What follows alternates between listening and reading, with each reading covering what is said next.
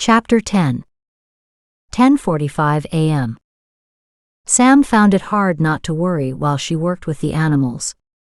It's not as if she lacked for topics. After last night's vision, she was now worried about not telling the police. Her instant reaction had been, no way. Not after yesterday. Today, in the light of day, she knew she needed to tell Brant. The worry about what information the police had dug up on her had nagged at her. What if Detective Sutherland contacted that deputy from Nicola County? A lot of ancient history was there, and none of it looked good for her. Chances of the detective believing her story over that rogue deputy's version were non-existent. She already knew that law enforcement protected their own. What were the chances the deputy had forgotten her? Not great. "Sam, can you give me a hand?" a woman called through the swinging double doors. Sam quickly closed the door to the rabbit cage she'd been cleaning and headed for surgery room 1. She pushed open the door. "Jesus." She jumped forward to help. "You could have called me earlier." She reached out to support the large sleeping Newfoundland dog, in danger of sliding off the small table. "Time to get a larger table?" The other two women laughed. "Careful with the front legs. He's got stitches across the ribs on that side." The three women carefully maneuvered the large animal onto a second table. Then waited to receive him and then move him into an even larger cage. Once inside, the dog's wounds were checked, his tubes adjusted for the cage walls, and the door closed. Sam stepped over to look at the injured animal. He had to be 150 pounds. What happened to him? Dr. Valerie Brown, the older of the two, smiled and said, "You don't need to whisper. He won't wake up." Sam's lip twitched. "I know. He's beautiful." The other woman, Dr. Brenda Torrance, stripped off her gloves. "Yep, he's gorgeous all right, only he needs to stop arguing with cars." Sam sent a sharp question her way. "What? Another car accident?" She glanced at the sleeping animal. "How horrible." "We'll move him to the back room after he wakes up from his anesthesia." Sam narrowed her gaze.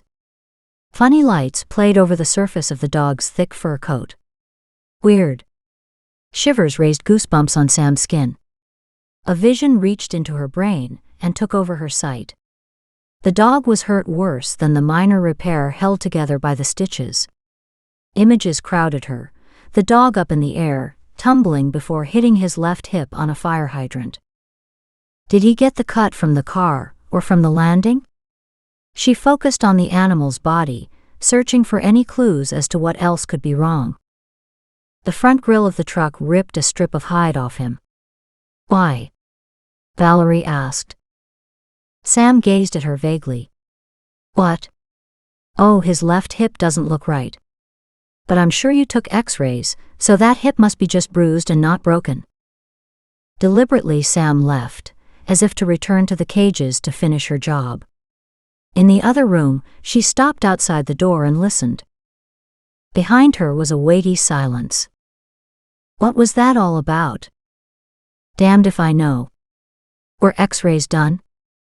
A rustle of papers. "No, the owners brought him in for stitches. They saw the accident. They didn't want to go through the expense of x-rays, if not required. A checkup was done before we came on for the day." More papers were shuffled. "What do you think? Should we do x-rays? I hate taking over cases already in progress. I was told this animal just needed stitches." "Shit." Silence came, except for a brush of clothing and soft muttering. Sam could only hope they were checking the dog's hip a little more closely. Nodding encouragement that they couldn't see, Sam followed their actions with one ear to the door. "Damn. We need to x-ray his hips. Let's call the owners." "She's right?" "I don't know, but something is wrong."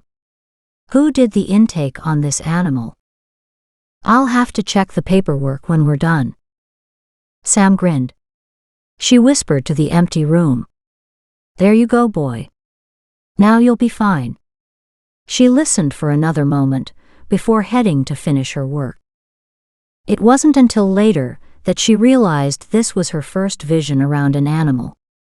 Sam had actually seen the energy over the injured part of the body. The goosebumps had been the first inkling of something wrong. Her heart positively lifted with joy. To do something for animals would be wonderful. Now, if she could only learn to control it, so she could use it at will. More questions for Stefan. Sam, can you run and do a pickup for us? Sam spun around, her hand rushing to her chest. Sorry. Valerie reached out an apologetic hand. I didn't mean to scare you. Sam blew out a noisy breath, letting her hand drop down. I must have been miles away. It's these shoes. They should be sleuth shoes. Valerie lifted her practical working shoes to peer at the soles. Sam waited until she had Valerie's attention. What do you need? I need you to run over to where Luce's daughter works and pick up an injured cat. If you don't mind. It's about 15 minutes from here. Valerie checked her notes briefly. You were right, by the way. The dog's hip was dislocated, and the ligaments and muscles are badly torn. Oh, how sad. I'm glad you could fix him. How could she refuse to go get the cat? Her shift wasn't over for at least an hour. Besides, they were doing right by the dog. Of course, we'll pay for your time and your gas. Sam brushed her hand in the air. It's no problem. I'm almost done here. Give me directions. I'll just wash up and get ready. Great. I really appreciate it. We've been so busy that I haven't taken the time to say how much I appreciate your efforts here. Thanks. With a grateful smile, Valerie headed to her office. Sam stared bemused at the flapping doors. It's a good thing she'd left. Sam didn't have any response to give. She couldn't remember the last time she'd received a compliment like that. It was kind of nice. 11 a.m. It had been a busy morning already. And still Bill wasn't quite done. He shuffled the contents in the bed of his truck. He'd promised to bring the dogs over to the palliative care center. Those patients loved seeing the animals. It was the least he could do for those dying folks. It was either make their last days a little sweeter or knock 'em off early. He grinned. It would be so easy. Only it wouldn't mean the same thing for him. It wasn't just getting his rocks off, well, that was a huge part of it, but he needed certain things in order to get there. It used to be easy. Now everything had to go exactly right, or he couldn't enjoy himself. Starting with the victim, just anyone wouldn't do. The right victim was everything to him. He was a selection specialist. And he'd made a mistake last time. Not on the girl, but on the method. He'd tested a new drug on her. Bad decision. She'd reacted terribly, slipping into unconsciousness before he could really enjoy her. He'd left beyond pissed. Now he'd need a fix again, and soon because of that. He'd expected to hear about her on the news, but so far, nothing. Stupid cops. They'd probably written her off as a suicide. He grinned. That worked for him. Fooling the cops kept things challenging. Over the years, even he had wondered what drove him, but had come to the conclusion that it didn't matter, as he was past the point of stopping. He refused to dwell on it. He also didn't like the mask thing. The bloody wool itched. He preferred to stay anonymous. Not take any chances. When he'd first started, he hadn't taken the same care. During the first couple rapes, he'd sweated, the droplets falling onto the women's skin. Early on, he'd tried using alcohol on one woman's skin to remove any sweat or saliva, and had quickly discarded that. He'd ended up with a bloody mess. If being uncomfortable was the price, then that was fine with him. The gloves also didn't thrill him, because he wanted the skin-to-skin contact. Every once in a while, he still succumbed to the temptation, but was always careful to put them on immediately afterward. Why the hell it mattered at that point he didn't know, except he'd been doing it that way for so long that logic couldn't even begin to win over superstition. What worked worked, and that was all there was to it. A shrink would have a heyday with him. Yeah, he was paranoid. Still, he was in this for the long haul, and didn't plan to screw up anytime soon. 11:10 a.m. Brant pulled into the parking lot at the Willow Health Center. He parked at the front and walked inside. The offices were off to the right. He headed there first. "Hi, Nancy." The tiny older woman looked up in surprise. Then a big smile broke out. "Detective Sutherland. Thank you so much for coming." He shook his head. "She's my problem, not yours." Nancy grinned. "Except that while she's here, she's also our problem." No arguing that logic. "I'll walk down and have a talk with her before she goes for lunch." "Good. She might be in her room, or she could be over with the animals today. I'll be there in a couple minutes." "Oh right. It's pet day, isn't it?" The center had a well-loved program where family members were allowed to bring pets in to see the various residents for an hour to two. Sometimes special dogs and cats came in to keep the people company or to put on small shows. The older people loved it. It was a highlight for them. Brant walked to his mother's room. "Mom?" He knocked gently. "Come in." Brant pushed the door open to find several other people in there. A hushed silence descended when they recognized their visitor. He heaved a sigh. "Yes, the cops have been called." "Mom, what the hell are you up to now?" Maisie ran over to him and gave him a big hug. "It's lovely to see you, dear. However, there's no reason to use profanity." What could he do? She was his mother. He rolled his eyes and wrapped his arms around her frail body in a gentle hug.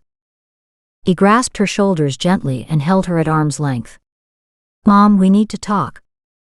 11:20 a.m. Here it is.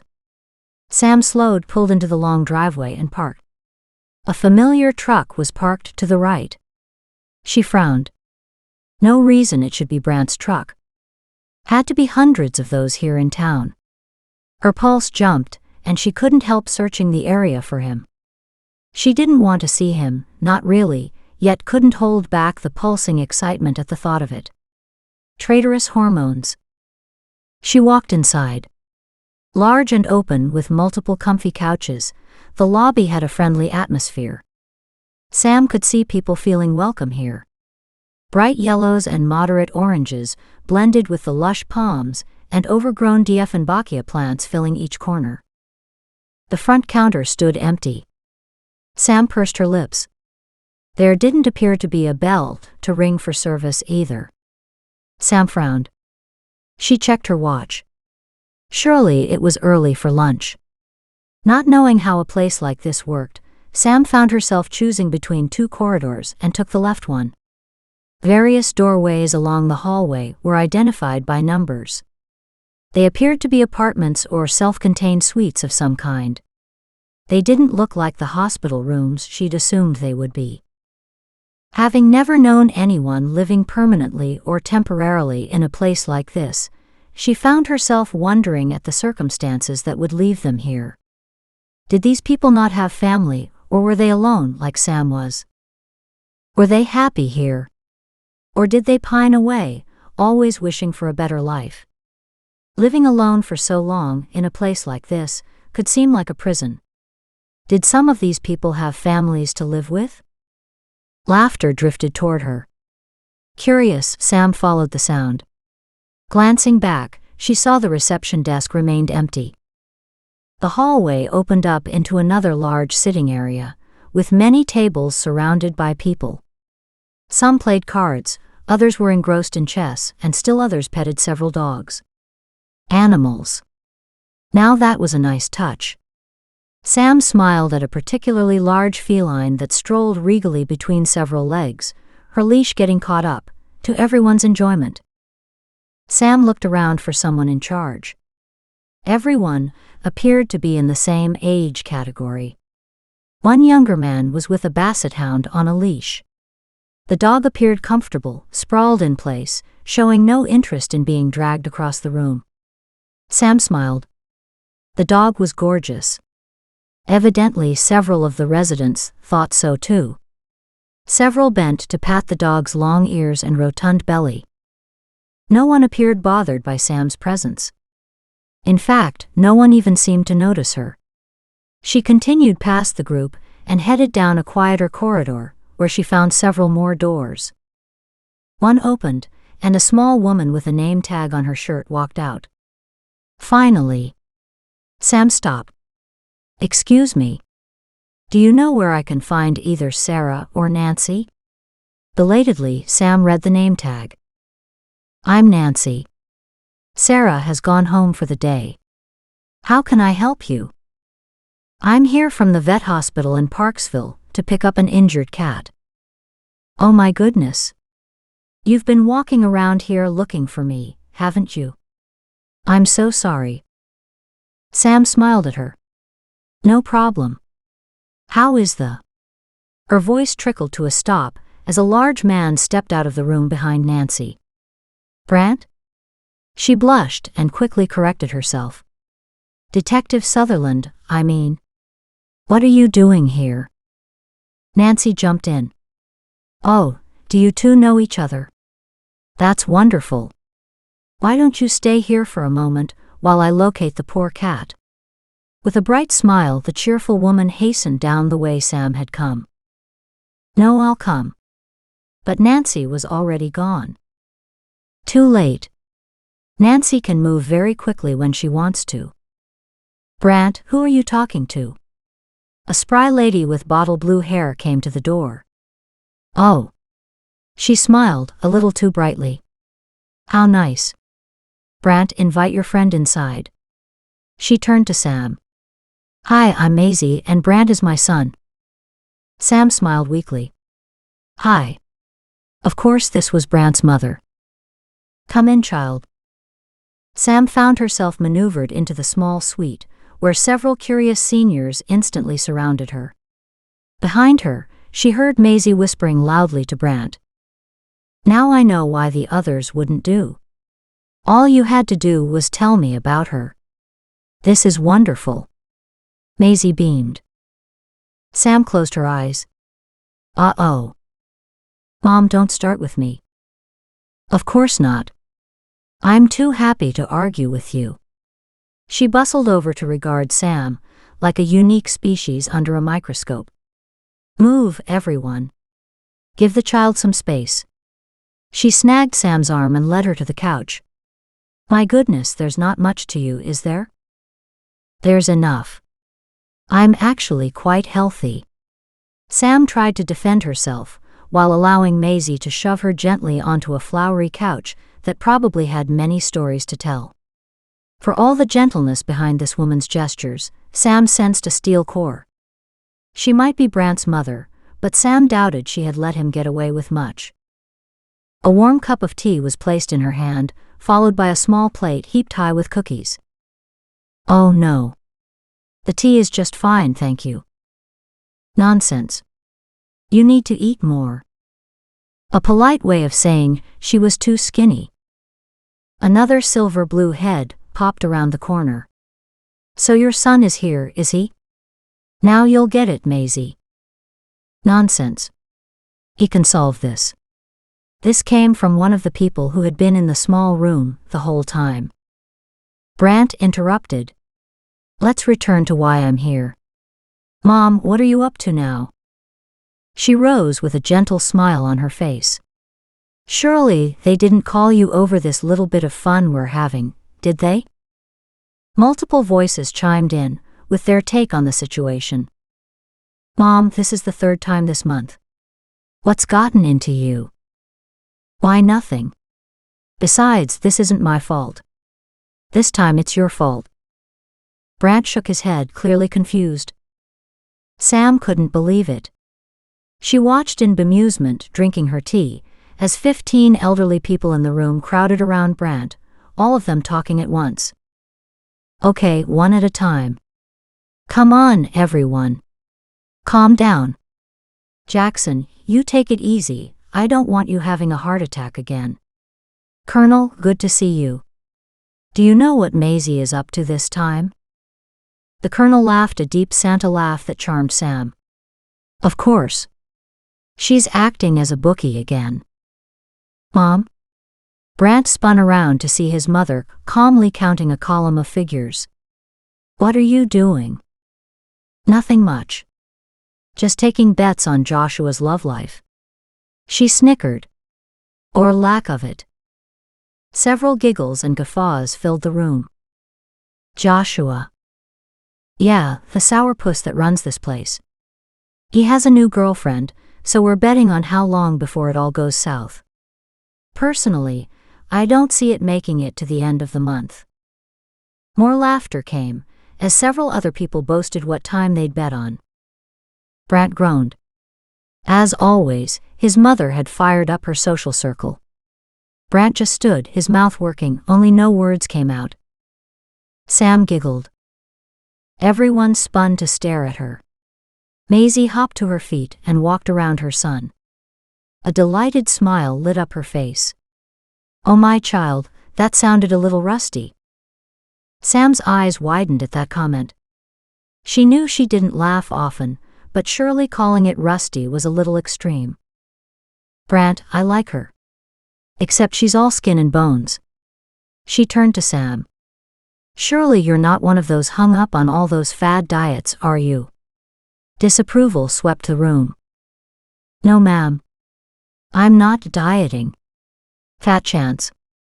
Sam thought of the belt she'd had to notch tighter this morning. She was losing weight quicker than she could eat.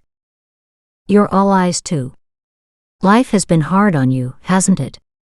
Maisie didn't wait for an answer, which was a relief, as Sam had no idea how to answer. Maisie grabbed her arm, tugging the sweater up her arm. Dearie, you're positively skinny. The blue veins pulsed along the top of Sam's arm. Hurriedly, Sam pulled down the oversized sweater to cover the top of her hand. Maisie patted her hand before releasing it. It's okay, child. We're not criticizing you. We're all friends here. She smiled up at her son. Brant, tell me about this beautiful waif in your life. All eyes turned to Brant. Sam's were wide with horror. Brant found his voice, just not the volume control. He bellowed, Mom, stop. Maisie stared at him, affronted. Now you listen to me, young man. I haven't even begun. Grimly, Brant glared down at her. You can stop right now. This is a semi-official call, because once again you are creating a disturbance. Do you want to be evicted from this place? Go somewhere else, where you won't have all your friends? This has to stop. Harumph. Don't give me that. I've told you before, no more betting. Taking a simple wager between two people is one thing, Mom. Setting up a betting book on something like the administrator's love life goes too far. Again. Brant was adamant. Sam sat bemused as chaos erupted around her. It went on for at least 10 minutes before Brant calmed down the outrage. Watching him, Sam realized that several of the elderly people were staring at her openly. She probably wasn't the norm for Brant's women. Her lips quirked in a tentative smile at several of them. They all smiled big fat grins back at her. What's your name, dear? Turning to look at Maisie, Sam replied, My name is Samantha. That's a beautiful name. Maisie beamed at her, apparently having no trouble ignoring her son, glaring down at the two of them. Sam wasn't having the same success. Her glance darted between Brant and Maisie. Mom, will you behave? Or must I arrange for you to go back to your apartment? Should I ask Samantha if you're behaving? Maisie asked archly, to the amusement of the audience. She stared up innocently at her towering son. The twinkle in her eye couldn't be missed. The colonel interrupted. How about we change the subject? When will you guys catch that killer? I heard about them finding that poor woman the other day. That started the seniors all over again. Brant threw up one hand in a classic stop gesture. Silence. As Sam watched, Brant's gaze slid over the seniors, his mother, and finally rested on Sam. He frowned. The room quieted, except Sam didn't think he'd intimidated anyone but her. Maisie's cronies were obviously used to him. They treated him like one of their own. Maisie looked like hell on wheels, ready to stir things up. I don't know what case you're talking about. We're after several killers. You know I can't talk about any specifics. But the police are following up several leads. We're doing everything we can. So if you know anything that can help us, great. Otherwise, let us do our job. He sent a cutting look to his oblivious mother. And don't set up a pool on it. Well, if we do, we'll bet on you. See? We know you'll solve these cases. His mother beamed up at him. Brant shook his head. Is it safe to leave, Mom? Do you think you can behave for a while? Of course she can. Several of the seniors glared at him. Brant rolled his eyes. Sam, let's go.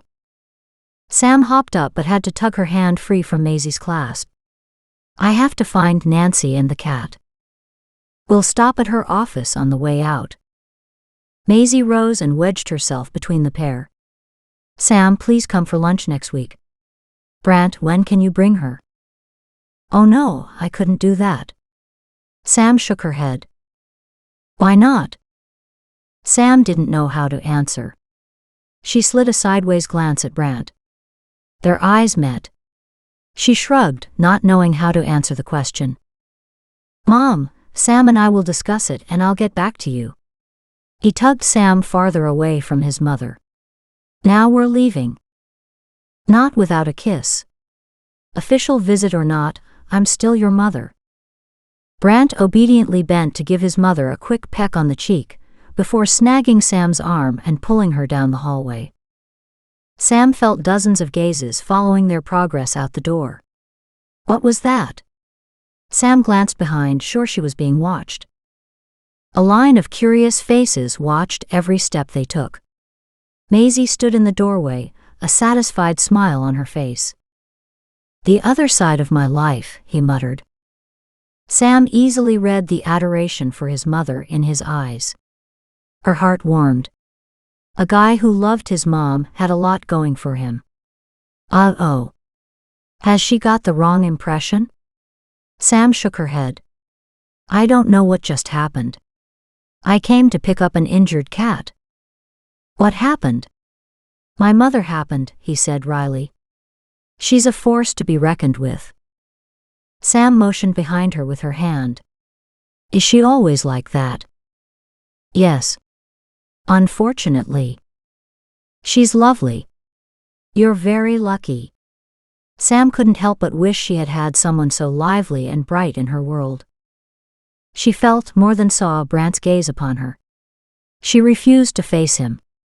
Thankfully, they'd arrived at Nancy's office, so she didn't have to. Just then, an overly large box appeared, hiding the skinny man carrying it. Thanks, Jeremy. Brant, can you carry the cat out to the ladies' car? No problem. We're both leaving. Thank you, Nancy. The hospital will fix this guy right up. Sam tried to peek under a corner flap of the box. An unholy howl erupted, warning against going any farther. She grimaced. I'll definitely be leaving him in the box. She smiled at the other woman. Thanks again. Sam held the door as Brant carried the box outside. Sam rushed to unlock the passenger side of her truck. Brant gently laid the box inside on the seat. It was a tight fit, which would help stop it from sliding around.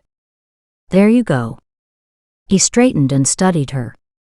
Sorry about my mother. What could she say? I thought she was sweet. Thank you for carrying the cat.